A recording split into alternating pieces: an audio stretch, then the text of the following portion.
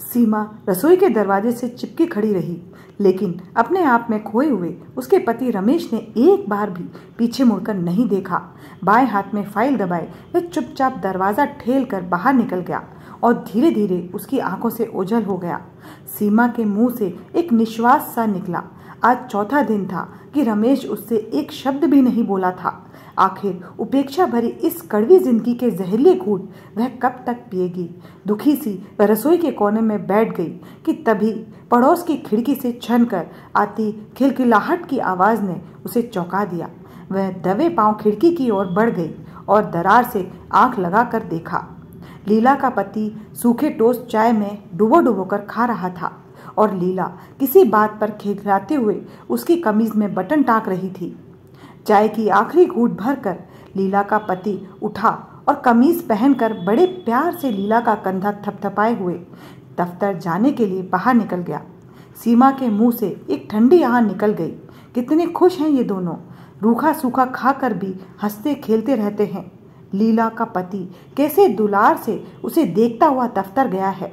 उसे विश्वास नहीं होता कि यह वही लीला है जो कुछ वर्षों पहले कॉलेज में भोंदू कहलाती थी। पढ़ने में फिसड्डी और महा बेवकूफ, न कपड़े पहनने की तमीज थी न बात करने की। ढीले ढाले कपड़े पहने हर वक्त बेवकूफ़ों भरी हरकतें करती रहती थी।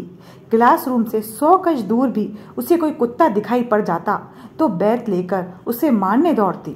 लड़कियां हंस कर कहती थी कि इस भोंदू से कौन शादी करेगा।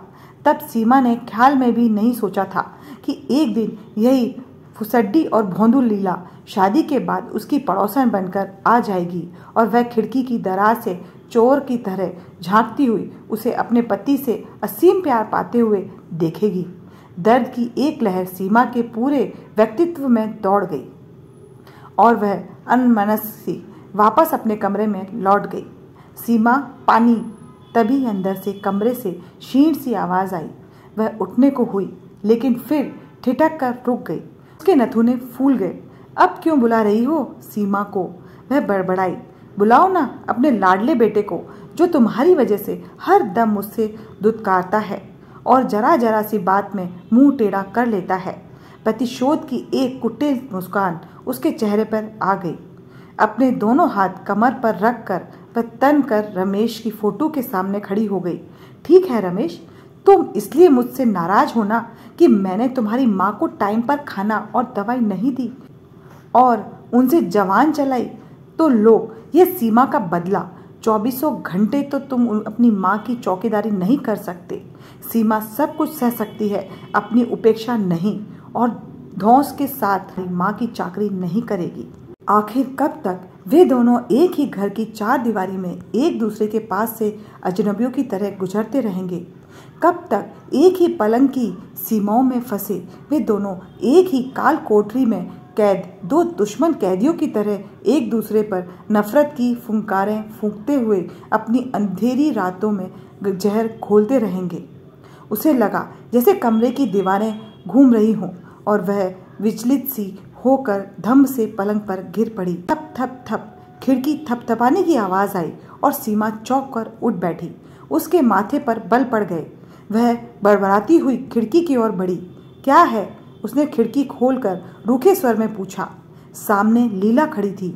भोंदू लीला, मोटी शरीर, मोटा थुलथुला चेहरा और चेहरे पर बच्चों की अल्हड़ता। दीदी डिटॉल है? उसने भोलेपन से पूछा। बिल्लू को नहलाना है, अगर डिटॉल हो तो थोड़ा सा दे दो। बिल्लू को? सीमा ने नाक सिकोड़कर पूछा कि तभी उसका कुत्ता बिल्लू भौं भौं करता हुआ खिड़की तक आ गया। सीमा पीछे को हट गई और बड़बड़ाई। ओह, मरे को पता नहीं मुझसे क्या नफरत है कि देखते ही भौंकता हुआ चढ़ आता है। वैसे भी कितना गंदा रहता है, हर वक्त खुजलाता ही रहता है। और इस भोंदू लीला को क्या हो गया है? कॉलेज में तो कुत्ते को देखते ही भैंत लेकर दौड़ पड़ती थी, पर इसे ऐसे दुलार रही है जैसे उसका अपना बच्चा हो। बेअक्ल कहीं की। अनमनसी वह अंदर आई और डिटॉल की शीशी लाकर लीला के हाथ में पकड़ा दी। लीला शीशी लेकर बिल्लू को दुलारते हुए मुड़ गई और उसने घड़ा से मुंह फेर कर खिड़की बंद कर ली। पर भोंदू लीला का चेहरा जैसे खिड़की चीर कर उसकी आंखों के सामने नाचने लगा। ओह, अब भी वैसी ही बेवकूफ़ है जैसे कॉलेज में थी। पर एक बात समझ में नहीं आती, इतनी साधारण शक्ल सूरत की बेवकूफ़ व फुद्दू महिला को उसका क्लर्क पति ऐसे रखता है। वह बहुत नायाब चीज़ हो, उसके लिए आए दिन कोई ना कोई गिफ्ट लाता रहता है। हर महीने तनख्वाह मिलते ही मूवी दिखाने या घुमाने ले जाता है। खिड़की के पार उसके ठहाके गूंजते तो सीमा हैरान होती और मन ही मन उस लीला के पति पर गुस्सा भी आता कि आखिर उस फूहड़ लीला में ऐसा क्या है जो वह उस पर दिलो जान से फिदा है। कई बार जब सीमा का पति कई कई दिन तक उससे नाराज रहता तो उसे उस लीला से रक्त होने लगता। एक तरफ वह है जो खूबसूरत और समझदार होते हुए भी पति से उपेक्षित है, और दूसरी तरफ यह भोंदू है जो बदसूरत और बेवकूफ़ होते हुए भी पति से बेपनाह प्यार पाती है। सीमा के मुंह से अक्सर एक ठंडी सांस निकल आती। अपना अपना वक्त है। अचार के साथ रोटी खाते हुए भी लीला और उसका पति ठहाके लगाते हैं, जबकि दूसरी ओर उसके घर में साथ साथ पकवान बनते हैं और वे उन्हें ऐसे खाते हैं जैसे खाना खाना भी नहीं, एक सजा हो। सीमा, दवाई। दूसरे कमरे से क्षीण सी आवाज़ आई। बीमार सास दवाई मांग रही थी। वह बेख्याली में उठ बैठी, पर द्वेष की एक लहर फिर उसके मन में दौड़ गई।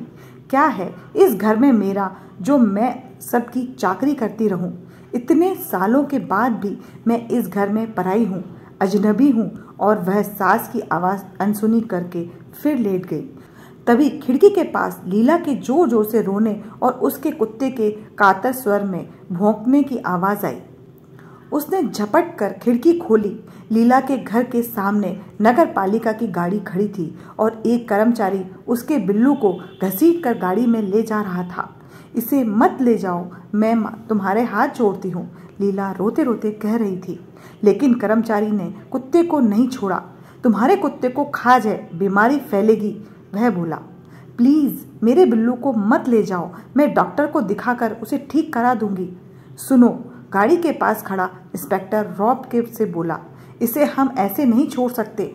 नगर पालिका पहुँचकर छुड़ा लाना, 2000 रुपये जुर्माना देना पड़ेगा। रुको रुको, मैं जुर्माना दे दूंगी, कहकर वह पागलों की तरह सीमा के घर की ओर भागी और सीमा को खिड़की के पास खड़ा देखकर गिड़गिड़ाते हुए बोली, दीदी मेरे बिल्लू को बचा लो, मुझे 2000 रुपये उधार दे दो। पागल हो गई हो क्या? इस गंदे और बीमार कुत्ते के लिए 2000 रुपये देना चाहती हो? ले जाने दो, दूसरा कुत्ता पाल लेना, सीमा बोली।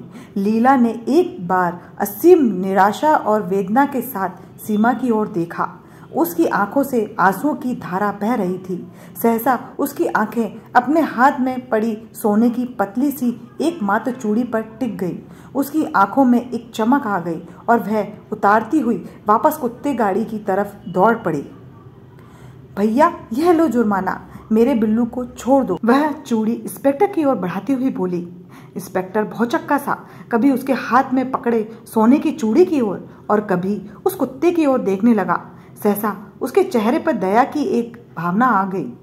इस बार छोड़ देता हूँ, अब बाहर मत निकलने देना, उसने कहा और कुत्ता गाड़ी आगे बढ़ गई। लीला एकदम कुत्ते से लिपट गई, जैसे उसे अपना खोया हुआ कोई प्रियजन मिल गया हो, और वह फूट फूट कर रोने लगी। सीमा दरवाज़ा खोलकर उसके पास पहुंची और बोली, चुप हो जाओ लीला, पागल न बनो, अब तो तुम्हारा बिल्लू छूट गया, पर क्या कोई कुत्ते के लिए भी इतना परेशान होता है? लीला ने सिर उठाकर कातिर दृष्टि से उसकी ओर देखा। उसके चेहरे से वेदना फूट पड़ी। ऐसा ना कहो सीमा दीदी, ऐसा ना कहो, यह बिल्लू है, मेरा प्यारा बिल्लू। जानती हो, ये इतना सा था जब मेरे पति ने इसे पाला था। उन्होंने खुद चाय पीना छोड़ दी थी और दूध बचाकर उसे पिलाते थे, प्यार से इसे पुचकारते थे, दुलारते थे, और अब मैं इसे दुत्कार कर छोड़ दूं, जल्लादों के हवाले कर दूं, इसलिए कि यह बूढ़ा हो गया है, बीमार है, इसे खुजली हो गई है? नहीं दीदी नहीं, मैं इसकी सेवा करूंगी, इसके जख्म धोऊंगी, क्योंकि यह मेरे लिए साधारण कुत्ता नहीं है, यह बिल्लू है, मेरे पति का जान से भी प्यारा बिल्लू। और जो चीज़ मेरे पति को प्यारी है वह मुझे भी प्यारी है, चाहे वह बीमार कुत्ता ही क्यों ना हो। सीमा ठगी सी खड़ी रह गई। आंसुओं के सागर में डूबी यह भोंदू क्या कह रही है? उसे लगा जैसे लीला के शब्द उसके कानों के पर्दों पर हथौड़ों की तरह पड़ रहे हों और उसका बिल्लू भौं भौं करके उसे अपने घर से भगा देना चाहता हो। अकस्मात ही उसकी रुलाई फूट पड़ी और उसने लीला का आंसू भरा चेहरा अपने दोनों हाथों में भर लिया। मत रो मेरी लीला, आज तूने मेरी आंखों के जाले साफ कर दिए हैं। आज मैं समझ गई कि तुम्हारा पति तुमसे इतना प्यार क्यों करता है। तुम उस जानवर को भी प्यार करती हो जो तुम्हारे पति को प्यारा है, और मैं उन इंसान से प्यार करने की भी कीमत मांगती हूँ जो अटूट बंधनों से मेरे पति के मन के साथ बंधे हैं। तुम्हारे घर का जर्रा जर्रा तुम्हारे प्यार का दीवाना है और मेरे घर की एक एक ईंट मुझे अजनबी समझती है। लेकिन अब नहीं मेरी लीला, अब ऐसा नहीं होगा। लीला ने हैरान होकर सीमा को देखा। सीमा ने अपने घर की तरफ रुख कर लिया। अपनी गलतियों को सुधारने की प्रबल इच्छा उसकी आंखों में दिख रही थी।